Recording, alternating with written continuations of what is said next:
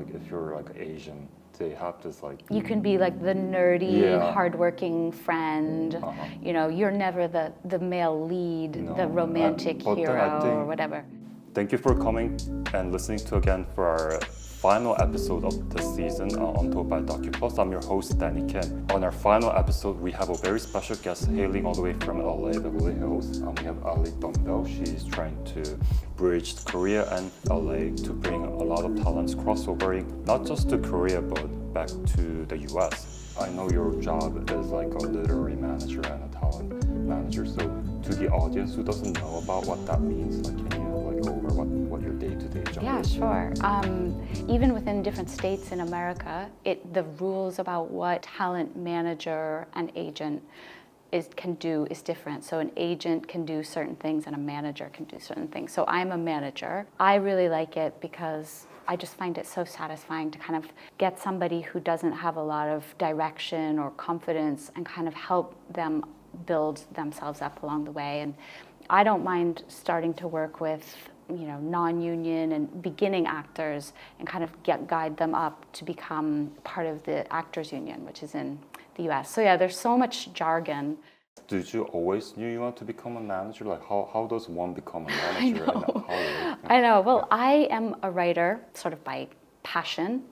And so I, like so many people, followed my dream to become working in Hollywood. And so I moved to LA about 3 years ago. Before that, I had been living in India, but I didn't have a work permit in India. So I sort of convinced my family to move to LA. And I started working as a manager. I actually started as an intern because, you know, it's so hard to find a job. So I just started. But because we had a lot of problems because of COVID, and also we had an actor and writer strike, things have been really slow in LA. So, but it gave me the chance to kind of learn a little bit more about what I could do and experiment here and there than I probably would have had the chance to do if things had been really busy. Do you know what I mean? So I'm I feel really lucky with the way I got in. So now I have actor clients and I have a few writer clients and I even have a director client too. So within the company that I am like officially a manager for, my boss sort of said, look, I sort of explained my idea about trying to help Asian and Korean actors. And she was like, look, if you want to sort of start your little side business, we'll support it, like under the sort of umbrella of our company, which is called Maryland Atlas Management. Under that, I made my first trip to Seoul, and I visited the Seoul Independent Film Festival, which takes place in about a month from now, I think. Yeah. During that time, I met a couple actors, and I had a couple meetings with some screenwriters and a director, just to kind of get an idea about whether there was any need for the things that felt that I could do. And after having kind of a conversation, I realized, yes, there's a knowledge gap, how they could get to work in the US. So I thought I want to be the person that sort of fills that gap. That was sort of how I started. I have them on a roster of actors, and I belong to this website called Actors Access, where I can submit my actors for roles that are being advertised by casting directors for all the productions that are taking place in mainly LA. So I submit my actors every day for jobs. Legally, an agent is the only person that can procure work for your actor. So I do encourage my actors to also have an agent. So in a way, we're two types of representatives, two different types. Agents have to have a little bit more government certification, whereas kind of anyone can be a manager, which I feel a little bit bad about because in every industry, you have sort of like dodgy, nasty people. So I just try to always be very open and honest with what I can do legally and what I can't do. But some of my clients who don't have an agent, we're still able to manage the contracts with the production once they do get hired as actors. So yeah, so I sort of guide them through submitting their self-tape if they get an audition. Like helping them if they get a call back. That's the next stage sometimes. Or sometimes after the self-tape, they'll just be offered a role. Right. I know in LA and Hollywood, they tend to like typecast people, right? Because like if you're like Asian, they have this like... You can be like the nerdy, hardworking friend.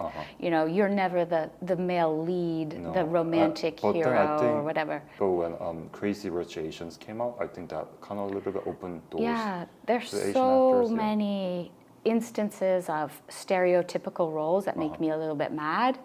But for every one that I see, I'm also seeing, you know, productions where they're being very open-minded about who they cast. Bridgerton, for example. I mean, isn't that just such a wonderful, you know, when you watch it, it's set in kind of the olden times England when there wouldn't have been so much cultural diversity. But if you look at the cast, everyone is just themselves and nobody's really talking about it or questioning it. It just is what it is. No, so Kang, my client, he recently got, like he's getting cast now. I at first when I was working with him, his first role in a SAG production was in Beef, season 1. Oh, wow. In the US, we sort of call it like a co-star role, guest star role, a lead. So in the sort of entry level is called co-star. You don't really have like a big character arc. But it's not a background actor. It's the sort of first role that, you know, actors can really get started in. So how long does it take to graduate from background actor to co-star? I would say it can be quick if you are the exact person for that role. I have another client who is her parents are Thai in their heritage, so she speaks Thai, although she was born in the US. They needed a Thai-speaking sort of young adult actress, and you know, we were able to submit her for that role. And even though she had no experience, she booked that because she was the right person for that job. Like you could say, why now? Like, why is this happening? And I think one of the reasons is that a lot of Asian Americans or Asian people who studied in the US, like yourself, have been able to start working in the production companies in the US and build themselves up to become studio heads or high-level executives. And because there's been that kind of progression of non-white people who are in those positions of decision-making, that's why things are kind of getting better and not so stereotypical. But would you say it's still kind of, especially in Hollywood where you're coming from, is it still kind of like nascent stage where let's say if you're from like Korea, Japan, or China, who wants to like break into Hollywood? It's really hard. Yeah. How do you even navigate that space? I know. I think one of the hard parts, of course, is to have a work permit. If they can somehow get a work permit, then that's like the big step forward. One thing I did want to talk to you about, because it's obviously like another huge change within Hollywood, is the short form vertical format. Oh, yeah, I've been reading about that. So is that pretty much what everybody's doing right now? In China, they started creating this content, it was tied in with the Chinese messaging platform.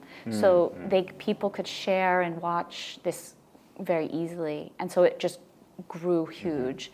And it was profitable. You film 100 episodes that are 30 to 60 seconds each episode. And what the platforms do is that the first 60 are free. And then if you want to watch the end, you have to pay. So in various countries, the willingness to pay is different. So I think for a lot of people working in this industry, they're still trying to figure out how to make it profitable. So they have these slightly absurd scripts, like my cousin's grandfather is really my brother, it's kind of like and he's a billionaire. Like dramas, yeah, exactly. Like Spanish, like telenovelas. The pay isn't great, but it gives you the chance to be on a set, and I feel like there's nothing more valuable than that. But do actors kind of like look down on those type of So roles? I think they do, but now they're starting to change because the scripts and the projects are getting to be a little bit less weird, so to speak. And there's more genres of these short forms that are being made. I think it's getting better. So. Have you been in one of those? No, I haven't. But sometimes I'm tempted. Or if TikTok comes to you and be like, hey, I want to like help me find like 5 actors who can be on this like. Yeah, I would do it. I would say yes to my clients. For my clients. But yeah, the pay is getting better. I mean, it's still, because it's non-union, sometimes you are put in positions that are uncomfortable as an actor. So you have to be really careful about how many hours a day you're willing to work and things like that, because it can sometimes be a little bit tough. I also want to ask you this question where the whole global film, like cinema industry is like decaying. Yeah. Especially in Korea too, like nobody goes to watch movies anymore. Theater chains like CGV, Lotte Cinema, and like Megabox, they're all closing down. I mean, having lived in India where the watching movies is huge still, they keep the prices very low in India. It just got to be too expensive for what it is, right? And I mean, it is more convenient to just watch it at home. The younger generation, they don't like care much about going to the movies anymore because you can easily watch it from like Netflix, Amazon, Hulu. Or I agree. I sort of feel the same. I mean, I was really excited to go see Oppenheimer, but I'm trying to think of when I've been excited as I was to see Oppenheimer. Have I been excited to see any movies since then at the cinema? I don't know. The most recent movie I watched that I really like was the new Leo DiCaprio movie, One Battle After Another. Which totally flopped, apparently. Yeah. So, I mean, what is the formula that's going to work? I don't know. Even the new Park Chan-wook film, it didn't do as well, but it did break even, so I mean, good for that. But I know. It's really tough. I'm not thinking that we all need to go and make just short form content, but I am sick of the studio format and all of the money that goes into stuff like that. That when you watch it, you're like, really? Like, why did that even get made?